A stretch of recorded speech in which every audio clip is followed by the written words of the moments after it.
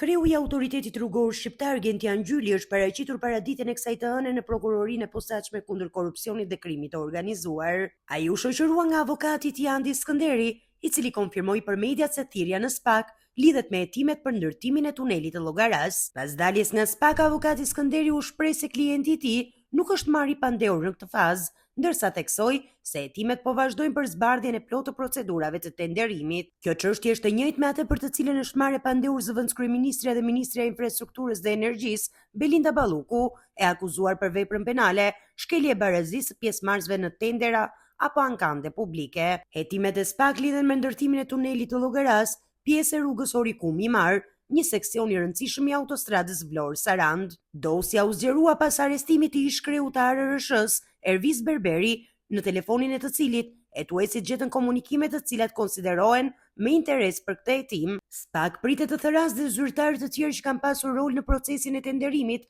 dhe ndërtimit të këtij projekti strategjik.